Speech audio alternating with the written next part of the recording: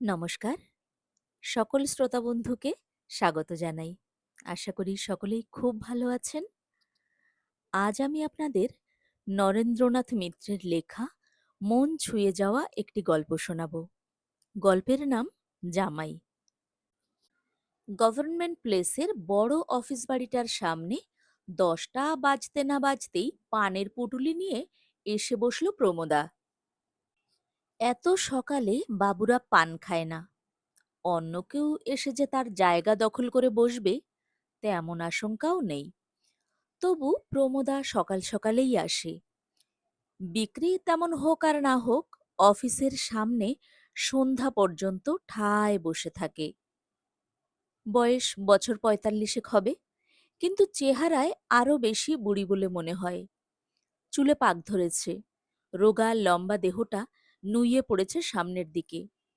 বেশবাসের ওপর কোনো রকম লক্ষ্য নেই।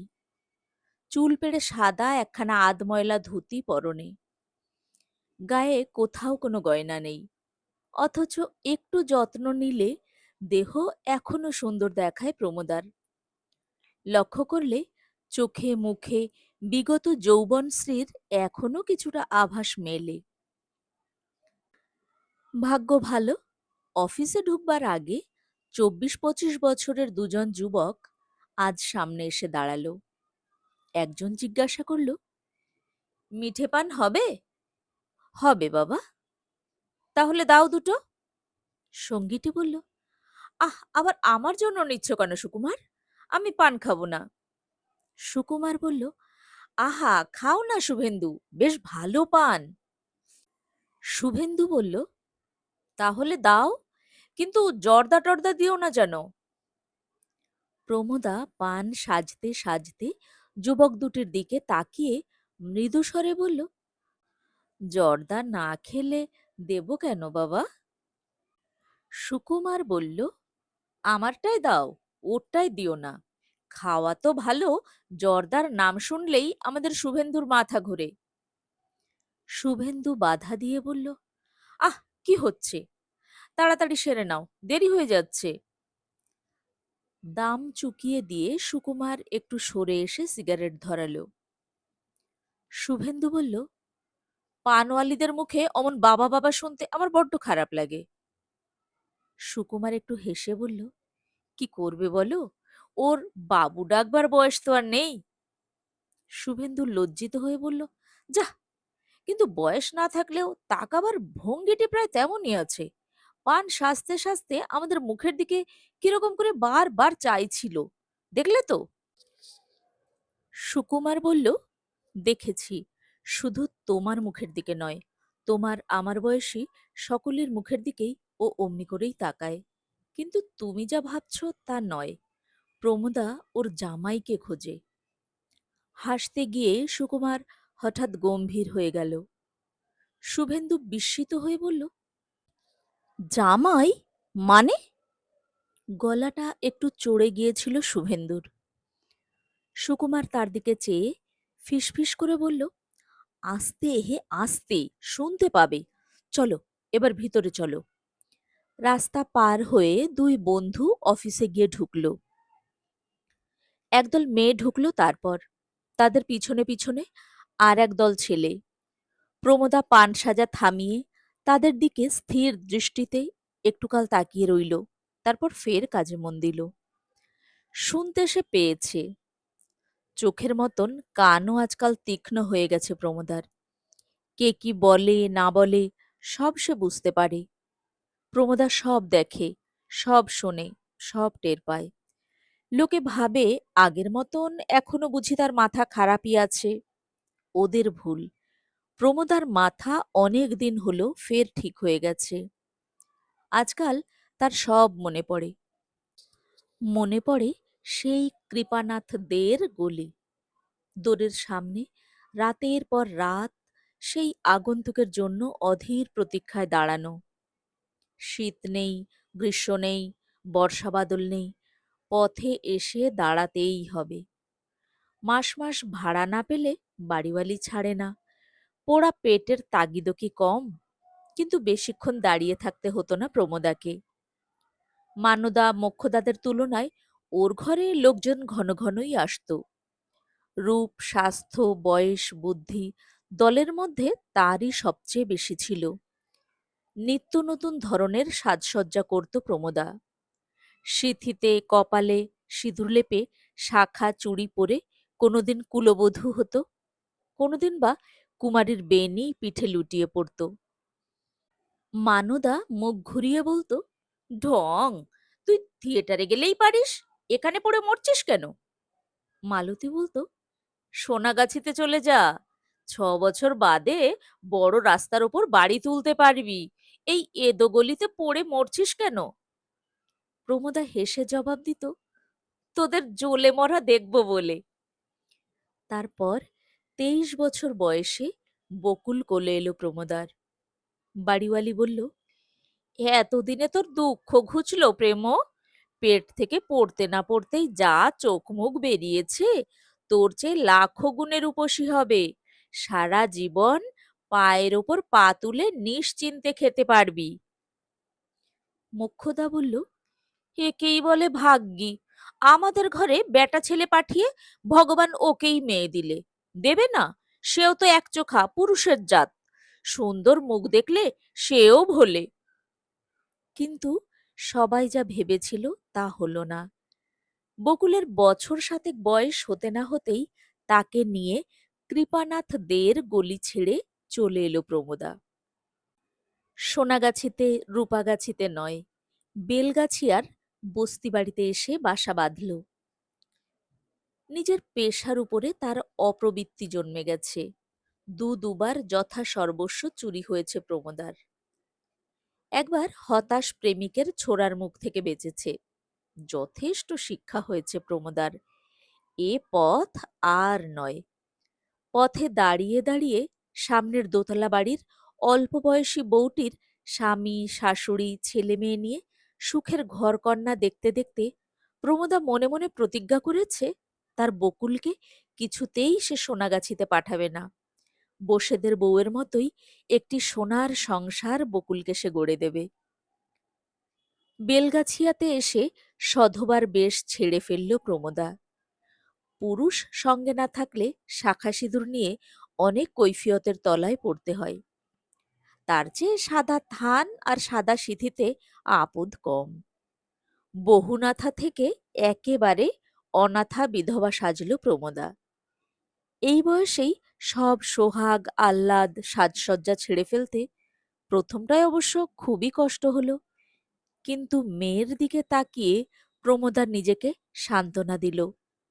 ওর সিঁথিতে সত্যিকারের সিঁদুর তুলে দেওয়ার জন্য নিজের লোক দেখানো সিঁদুরের দাগ না হয় মুছেই ফেলল প্রমোদা। তাতে দুঃখ কিসের?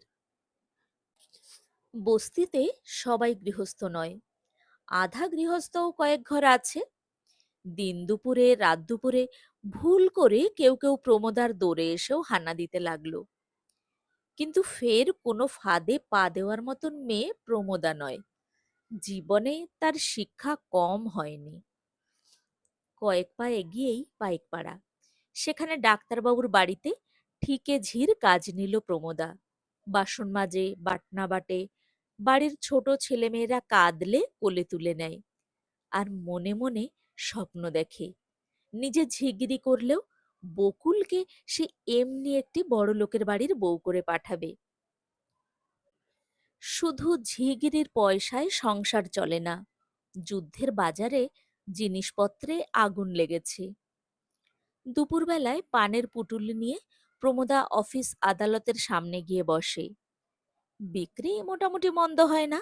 অফিসের বাবুরা অনেকেই এসে ভিড় করে দাঁড়ায়, চুনের বোটা হাতে নিয়ে গল্প করে। একদিন ডাক্তারবাবু বললেন, তোমার মেয়ে তো বেশ চালাক চতুর দেখছি, লেখাপড়া শিখলো কোথায়? ওকে স্কুলে দিয়েছ নাকি?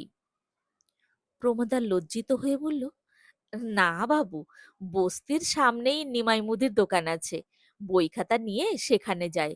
পড়াশুনো পেলে বকুল আর কিচ্ছুটি চায় না, দিন রাত বই নিয়ে থাকে। রামায়ণ, মহাভারত ওর মুখস্থ। ডাক্তারবাবু বললেন, শুধু রামায়ণ মহাভারত কেন, ও আরো অনেক বই পড়েছে। ওকে এবার ভালো একটা স্কুল দেখে ভর্তি করে দাও প্রমোদা। মুদির দোকানে ফেলে রেখো না। তোমার মেয়ে দেখতে তো এমনিতেই সুন্দরী। লেখাপড়াটা যদি ভালো করে শেখে, ওর বিয়ের জন্য তোমাকে আর ভাবতে হবে না। যে দেখবে সেই ওকে পছন্দ করবে।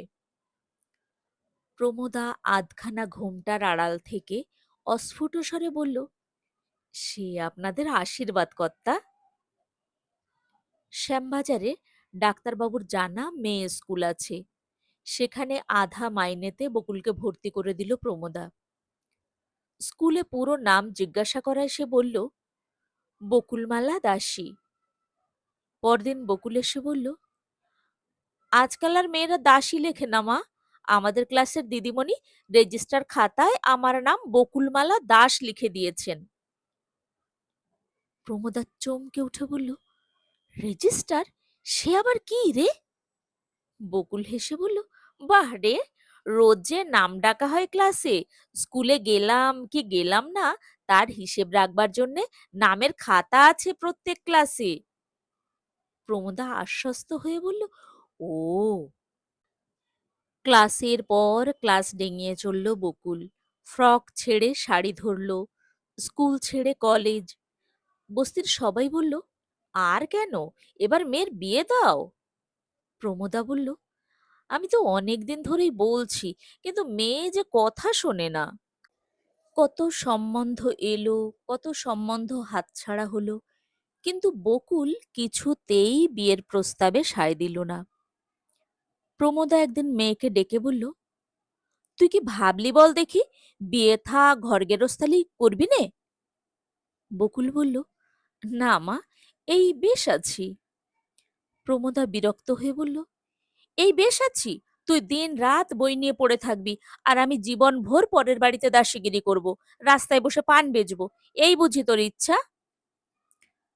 বকুল কালো ব্যথা ভরা চোখ তুলে মায়ের দিকে তাকালো।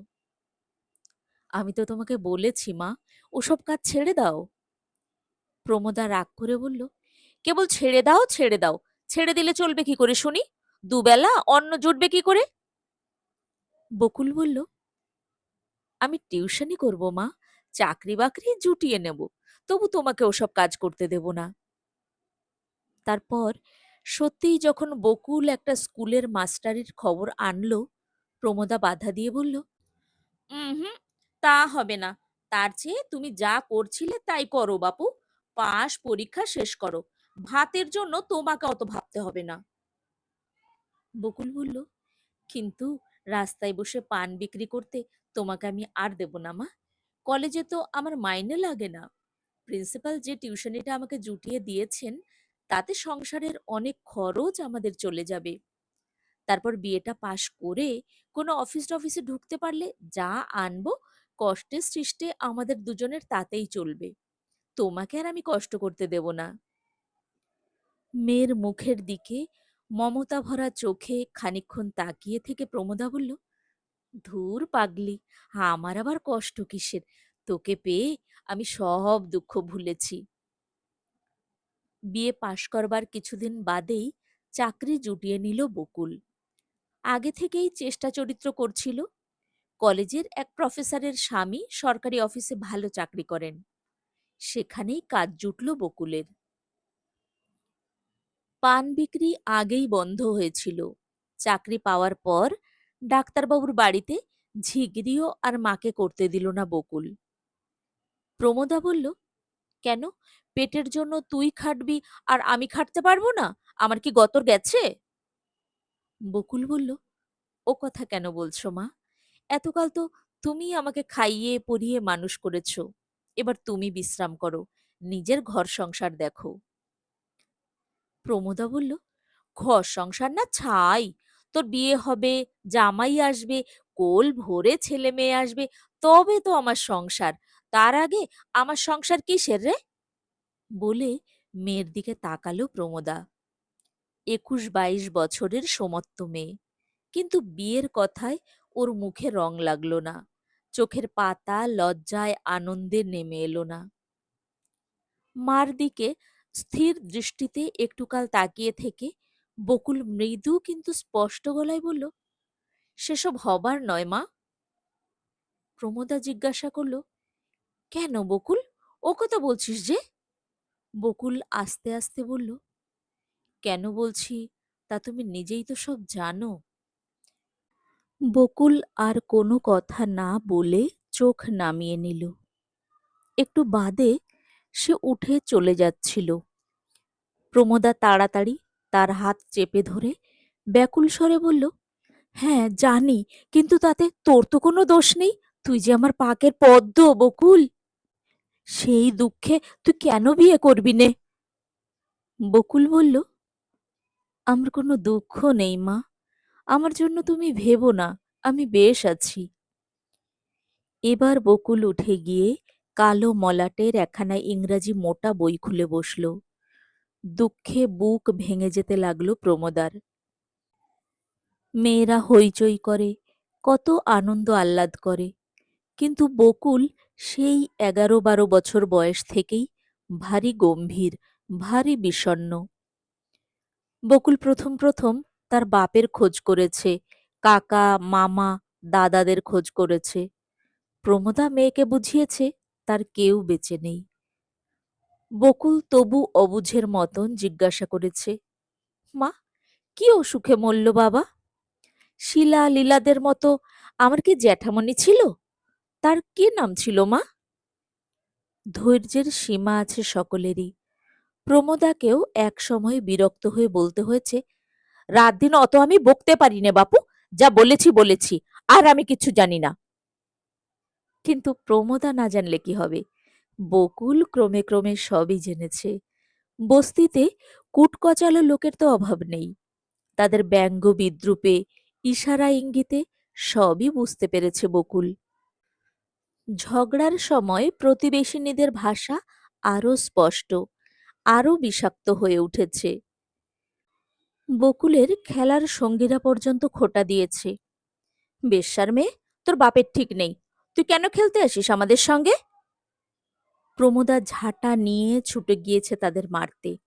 কোমরে আঁচল জড়িয়ে অকথ্য ভাষায় তাদের বাপমার সঙ্গে ঝগড়া শুরু করেছে। বকুল ব্যাকুল হয়ে তাড়াতাড়ি মাকে ধরে ঘরে টেনে এনেছে। মা, চুপ করো, চুপ করো। কিন্তু কবছর পরে সেই দুঃখের দিনগুলিও গেছে। নিজের কুলপরিচয়ের কথা, আত্মীয় স্বজনের কথা বকুল মাকে আর জিজ্ঞাসা করে না। তার সঙ্গে বস্তির কারোর আর ঝগড়া হয় না। কারোর সঙ্গে বড় একটা মিশতে যায় না বকুল। স্কুলে যায়, স্কুল থেকে ফিরে এসে আবার বই নিয়ে বসে। প্রমোদা মাঝে মাঝে জিজ্ঞাসা করে, এত বই তুই কোত্থেকে পাস বকুল? বকুল জবাব দেয়, শহরে বইয়ের কি অভাব আছে মা? স্কুলের মেয়েদের কাছ থেকে আনি, দিদিমণিদের কাছ থেকে আনি। প্রমোদা বলে, বই ছাড়া তুই কি দুনিয়ার আর কিছু চোখে দেখতে পাস নে? লীলারা কেমন সুন্দর তাদের ক্লাসের মেয়েদের সঙ্গে করে নিয়ে আসে, তোর বুঝি কারোর সাথে ভাব নেই? আছে, তবে আনিস নে কেন তাদের?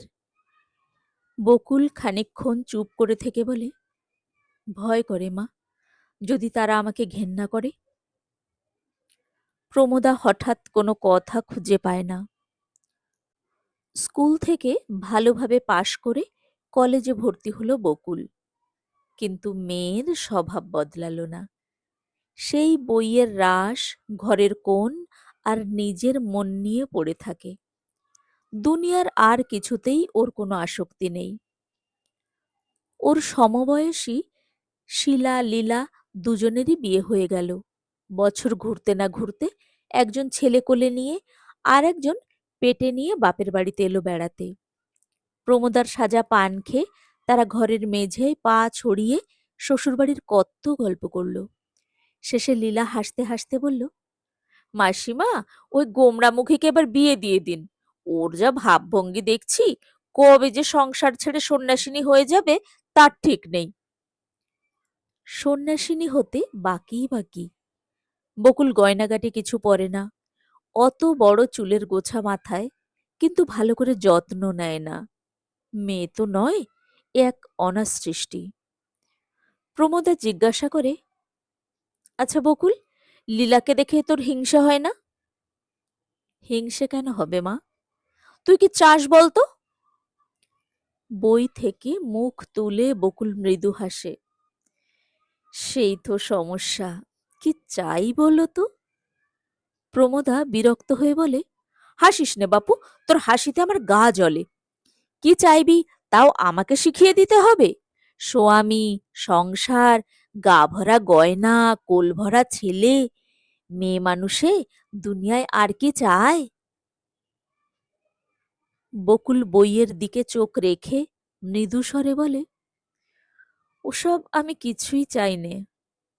প্রমোদা গালাগালি দিয়ে ওঠে, তা চাইবি কেন? পোড়া কপালি, হতচ্ছাড়ি! এ যে রক্তের দোষ, ঘর সংসার তোর মন চাইবে কেন? কিন্তু তুই চাস নে, আমি চাই। যেমন করে পারি জামাই আমি আনবই। বকুল বই নিয়ে মায়ের চোখের আড়ালে গিয়ে বসে। রাগে জ্বলে যায় প্রমোদা। ইচ্ছে করে টুকরো টুকরো করে ছিঁড়ে ফেলে দেয় ওই বইয়ের রাশ। বই তো নয়, শত্রু। ওই বই পড়া বিদ্যার জন্যেই মেয়ে তার এমন করে পর হয়ে গেছে। ও কি ভাবে, কি চিন্তা করে, তা প্রমোদা বুঝতে পারে না। এমনকি ওর মুখের ভাষা পর্যন্ত যেন আলাদা। ওর মুখের ভাষা পর্যন্ত যেন আলাদা। অথচ এই মেয়েকে বুকে করেই, এই মেয়ের সুখের জন্যেই প্রমোদা অকালে নিজের সব স্বাদ আহ্লাদ ত্যাগ করেছে। এক এক সময় তার মনে হয় এর চেয়ে বকুলকে নিয়ে তার সেই কৃপানাথ দে লেনেই পড়ে থাকা ভালো ছিল। বাড়িওয়ালি মাসির মেয়ে আলতার মতন বকুলেরও সেখানে দর থাকত, আদর থাকত, আর বকুলের খাতিরে খাতির বাড়ত প্রমোদার।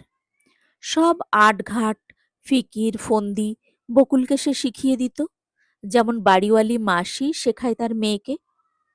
হয়তো তাদের মধ্যে মাঝে মাঝে চুলোচুলি খুনোখুনি হতো, যেমন আলতা আর তার মা বীণা মাসির মধ্যে প্রমোদা হতে দেখেছে।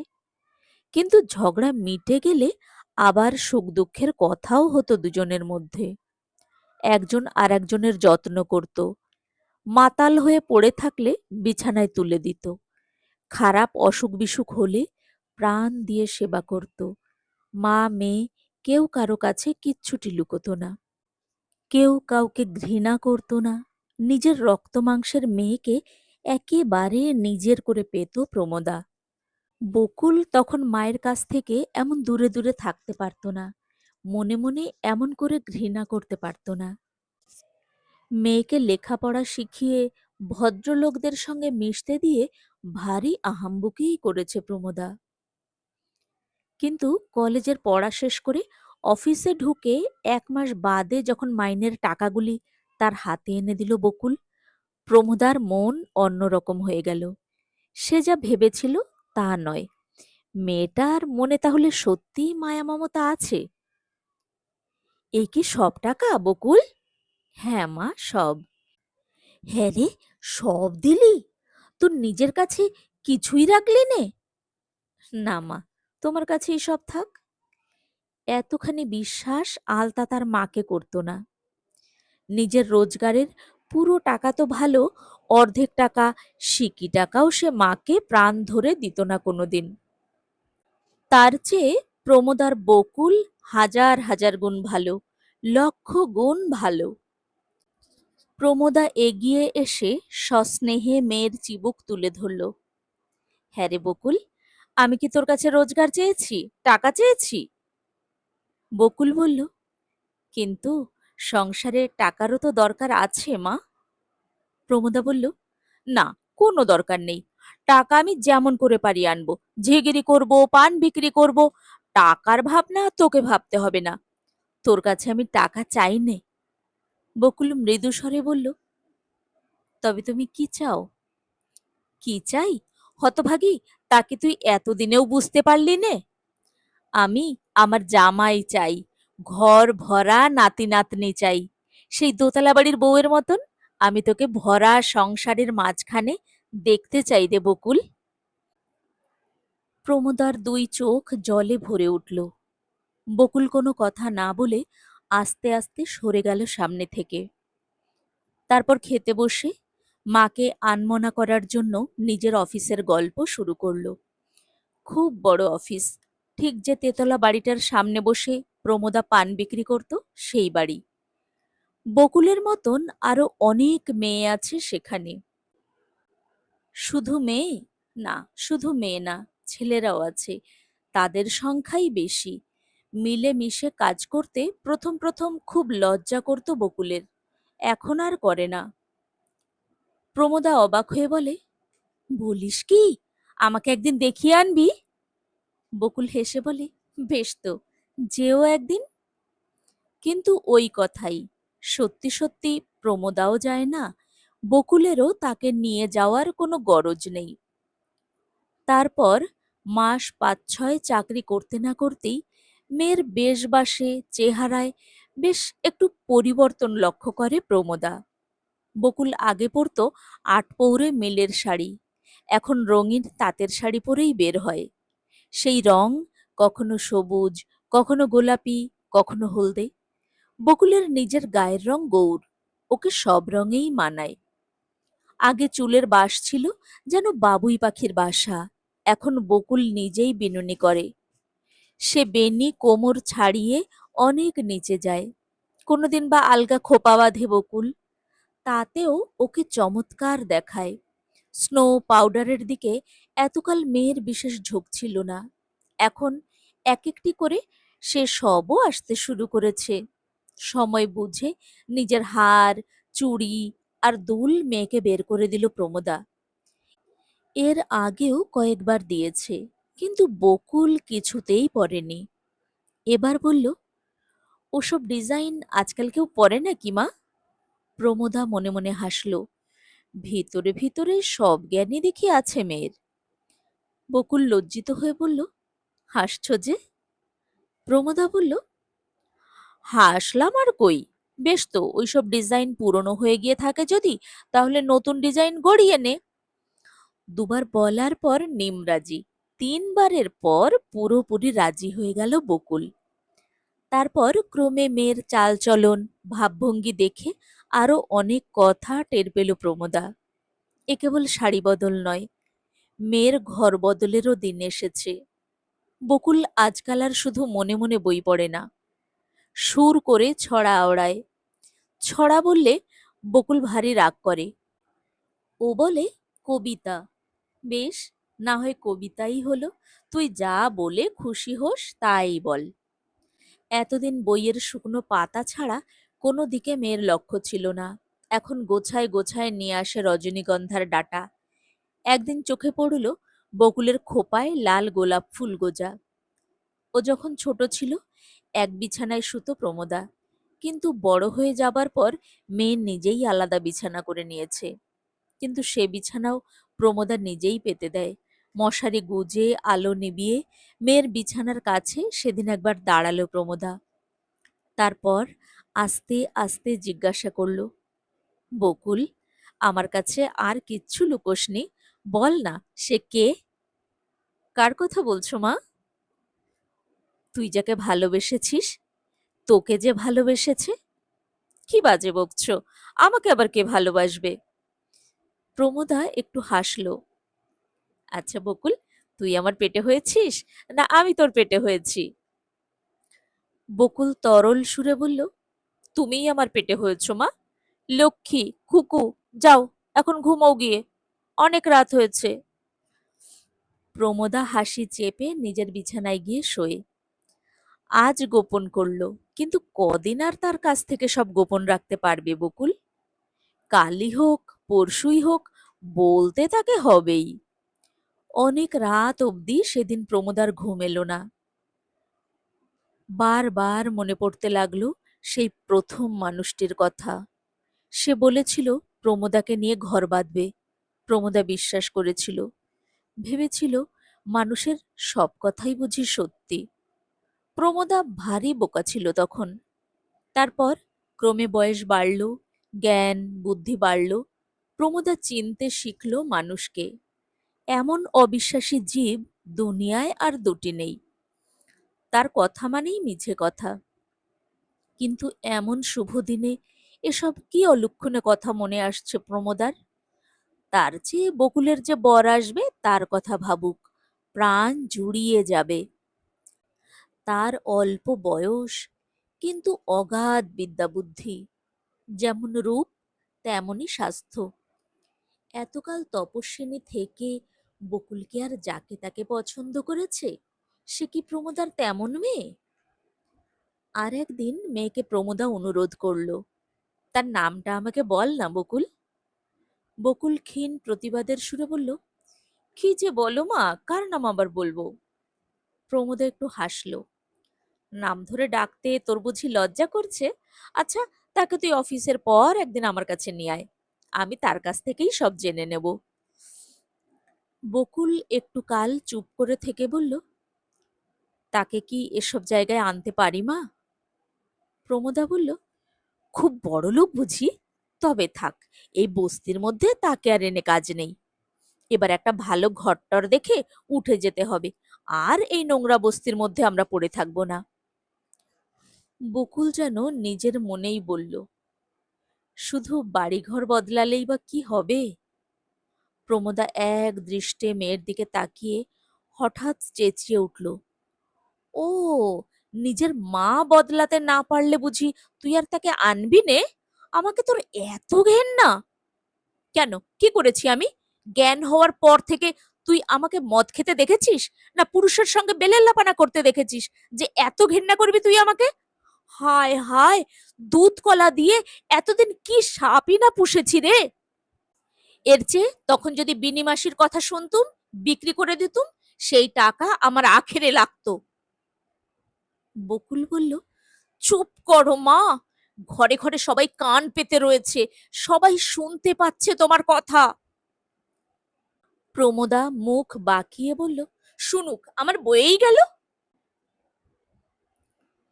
ঘর সংসারের কাজ সেরে খানিক বাদে প্রমোদা মেয়ের খোঁজ নিতে এসে দেখল বকুল তার ছোট্ট টেবিলখানির উপর মাথা নইয়ে চুপ করে রয়েছে।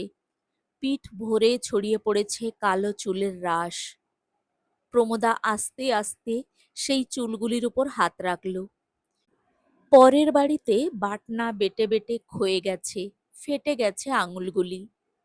বকুলের মসৃণ চুলের রাশের ওপর নিজের খরখরে খসখসে হাতখানা রেখে একটু কাল চুপ করে দাঁড়িয়ে রইল প্রমোদা। তারপর আস্তে আস্তে বলল, বকুল, তুই কাঁদিস নে।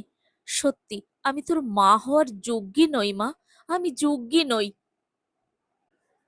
বকুল হঠাৎ চেয়ার ছেড়ে উঠে ছোট্ট মেয়ের মতন প্রমোদাকে আঁকড়ে ধরল। ও কথা বলো না মা। জল ভরা ঝাপসা চোখে আর দুটি ছলছলে কালো চোখের দিকে তাকালো প্রমোদা। তেমনি আস্তে আস্তে বলল, সত্যি বকুল, আমি তোর মা নই। আমার কথা তার কাছে তুই বলিস নে। বলিস তোর আসল মা তোর ছেলেবেলায় মরে গেছে। সে ঠিক তোর মতোই ছিল, তোর মতোই লেখাপড়া জানতো, ভদ্রলোকের ঘরে থাকতো, ভদ্রলোকের সঙ্গে মিশতো। আমি তোর মা নই বকুল, সেই ছিল তোর আসল মা। আমি কেবল তোকে পেলে পুষে বড় করেছি। বকুল ধরা গলায় বলল, কোথায় বড় করেছ মা? আমি তো সেই ছোটই রয়ে গেছি। প্রমোদা নিজের কথাই বলে চলল, তাকে আমার কথা বলে দরকার নেই, তাকে আমার সামনে এনেও দরকার নেই তোর। শুধু একবার আড়াল থেকে আমাকে দেখাস, এখানে আনতে হবে না। আমি তোর অফিসের সামনে বসে পান বেচতে বেচতে একবার শুধু তার মুখখানা দেখে নেব। বকুল বলল, ছি মা, আবার ওসব কথা বলছো? আমি তাকে এখানে নিয়ে আসব, সে তোমার পায়ের ধুলো নিয়ে তোমাকে প্রণাম করবে। সে মোটেই অহংকারী নয় মা, সে বড় ভালো। সত্যি? প্রমোদা একটু হেসে মেয়ের দিকে তাকালো। দুজনেরই চোখে জল, ঠোঁটে হাসি। বকুল লজ্জায় চোখ নামিয়ে মৃদুস্বরে বলল, হ্যাঁ মা, সত্যি, অত ভালো আমি আর কাউকে দেখিনি। প্রমোদার দুটি কান যেন মধুতে ভরে গেল। তার আর কিচ্ছু জানবার দরকার নেই। নাম নয়, ধাম নয়, অবস্থার কথা নয়। মানুষ ভালো হলেই সব হয়, ভালোবাসলেই সব পায়। কিন্তু তারপর ফের 2 মাস যেতে না যেতেই দেখা গেল বকুলের আবার পরিবর্তন শুরু হয়েছে। ওর মুখে হাসি নেই, গলা ছেড়ে কবিতা পড়া বন্ধ হয়েছে, চুল বাঁধায়, রঙিন শাড়ি পরায় তার ফের সেই ঔদাসীন্য দেখা দিয়েছে। কদিন বাদে গয়নাগুলিও বকুল খুলে ফেলল। প্রমোদা এবার রাগ করে বলল, তোর কি হয়েছে রে? বকুল বলল, কি আবার হবে? প্রমোদা বলল, নিশ্চয়ই ঝগড়াঝাটি হয়েছে। বকুল চুপ করে রইল। প্রমোদ আবার হেসে বলল, যতই ভালো ছেলে আর ভালো মেয়েই হোক, দুজনে কাছাকাছি এলে ঝগড়া দু চারবার হবেই। সেই দোতলার বৌদিটিকেও দেখতুম, স্বামী স্ত্রীর মধ্যে দিন রাত যেমন ভাব তেমনই ঝগড়া। ঝগড়া শুনে মনে হতো ওরা বুঝি কোনোদিন জীবনে কেউ আর কারোর মুখ দেখবে না। কিন্তু দুদণ্ড যেতে না যেতেই আবার তাদের মধ্যে বেশ মিলমিশ হয়ে যেত। বিয়ে করা বউ, বিয়ে করা স্বামী, একজন আর একজনকে ফেলে যাবে কোথায়? তোরা এবার বিয়ে করে ফেল বকুল। মুখ নিচু করে বকুল বলল, তার আর উপায় নেই মা। প্রমোদা চমকে উঠে বলল, সে কি রে, বিয়ে করার উপায় নেই কেন? সে কি জাতের কথা তুলছে? তাকে বলিস তুই বামুনের মেয়ে। আমি যাই হই, যাতে সে বামুনই ছিল, পইতে ছিল গলায়। বামুনের চেয়ে তো উঁচু জাত কিছু আর নেই। তার মেয়েকে সবাই বিয়ে করতে পারে। বকুল তেমনি নত মুখে বলল, বামুন কায়েতের কথা নয় মা, তার ঘরে বউ আছে, ছেলে মেয়ে আছে, আমাকে সে আর বিয়ে করতে পারবে না। প্রমোদা মুহূর্ত কাল স্তব্ধ হয়ে রইল। তারপর বলল, গোড়া থেকে তুই সব জানতিস? বকুল বলল, না, আমিও তাকে সব কথা জানাইনি, সেও আমাকে সব কথা বলেনি। কিন্তু তার কথা যে এত মারাত্মক, সে আমি ভাবতে পারিনি মা। প্রমোদা মেয়ের দিকে তাকিয়ে আরো কিছুক্ষণ চুপ করে রইল। তারপর বলল, কিন্তু বিয়ে করেছে করেছে, ছেলে মেয়ে আছে আছে, তোর কাছে তাকে আসতেই হবে। অমন কত সুন্দরী গরবিনী বউয়ের স্বামী, কত সোনার চাঁদ ছেলে মেয়ের বাপকে আমি ঘর ছাড়িয়েছি, আর তুই একজনকে ছাড়াতে পারবি নে? খুব পারবি। কি করে পারতে হয় আমি তোকে শিখিয়ে দেব। বকুল বলল, ছি, মা চুপ করো। আস্তে আস্তে সেখান থেকে উঠে চলে গেল বকুল। তীক্ষ্ণ দৃষ্টিতে মেয়ের সেই যাওয়ার দিকে একটুকাল তাকিয়ে থেকে প্রমোদা দ্রুত পায়ে তার পিছন পিছন গেল। তারপর খপ করে মেয়ের একটা হাত শক্ত করে ধরে কঠিন স্বরে বলল, বকুল, আমার দিকে তাকা, আমার চোখের দিকে চেয়ে কথা বল। কিন্তু বকুল আর মুখ তুলল না। প্রমোদা মেয়ের হাত ধরে টানতে টানতে ঘরের এক কোণায় নিয়ে এলো। দোর জালনা সন্তর্পণে বন্ধ করে গলা নামিয়ে বলল, পোড়ারমুখী, নিজের এমন সর্বনাশ কেন করতে গেলি? তুই না লেখাপড়া শিখেছিস? বকুল তেমনি চুপ করে রইল। প্রমোদা বলল, আমার গোড়া থেকেই সন্দেহ হয়েছিল, কিন্তু তুই আমার পেটের মেয়ে, আমার চোখে এই 3 মাস ধরে ধুলো দিয়েছিস, আমার কাছে কেবলই মিছে কথা বলেছিস। কেন এমন সর্বনাশ করলি বকুল? কেন না জেনে শুনে নিজেকে এমন করে বিলিয়ে দিলি? ভেবেছিলি সব দিলেই বুঝি সব পাবি? ওরে পোড়া কপালি, যারা অমন করে নেয় তারা কিচ্ছু দেয় না, কিছুই দেয় না। চাপা কান্নায় গলা ধরে এলো প্রমোদার। কিন্তু বকুলের চোখে এক ফোঁটাও জল নেই। সে শান্ত স্বরে বলল, আমাকে ছেড়ে দাও মা, যেতে দাও আমাকে।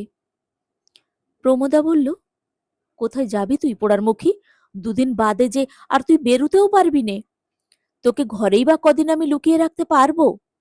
আমার সেই বিনি মাসি এখনো বেঁচে আছে, তোকে তার কাছে রাখবো। সে সব ফন্দি ফিকির জানে, ডাক্তার বদ্যির বাবা। চল আমার সঙ্গে। বকুল শঙ্কিত হয়ে বলল, না মা, সেখানে আমি এক মুহূর্তও টিকতে পারবো না। প্রমোদা বলল, ইস, কি আমার সতীসাধ্যি রে, না টিকতে পারবার কি হয়েছে? সে তোকে নিজের মেয়ের মতন করে রাখবে। বকুল বলল, না, আমার জন্য তোমাদের কাউকে কিছু ভাবতে হবে না, আমার ব্যবস্থা আমি নিজেই করব। প্রমোদা রাগ করে বলল, কি ব্যবস্থা করবি তুই? এসবের তুই কি জানিস? ব্যবস্থা করতে করতে বুড়ি হয়ে গেলাম, তবু এখনো আমার গা কাঁপে। বকুল মৃদু হাসল। আমার গা কাঁপে না মা, তার সব চিহ্ন আমি মুছে ফেলব। প্রমোদা বলল, সেই হাড় হাওয়াতে আটকুড়োর বাটার নাম একবার বল, সব খরচ তার কাছ থেকে আদায় করব। সহজে না দেয় আদালতে নালিশ করব। কি নাম তার? বকুল বলল, তার নাম মুখে আনার মতন নয় মা। এতদিন যখন শোনোনি, আজও সে নাম তোমার শুনে কাজ নেই। প্রমোদার কোনো পরামর্শই বকুল নিল না। অফিস থেকে 1 মাসের ছুটি নিল। গয়না বিক্রি করল। মোটা মোটা বইগুলি সব বিক্রি করে ফেলতে তার চোখে জল এলো। তারপর একদিন সন্ধ্যাবেলায় প্রমোদার পায়ের ধুলো নিয়ে বকুল বলল, আসি মা। প্রমোদার মনে পড়ল বকুল বলেছিল তার পায়ের ধুলো আর একজন এসে নেবে। প্রমোদা ভেবেছিল ওরা দুজনে একসঙ্গে পাশাপাশি দাঁড়িয়ে নেবে। সে দিন আর এলো না। আজ না আসুক, একদিন আসবেই। যেমন করে পারুক বকুলের বিয়ে দেবেই প্রমোদা।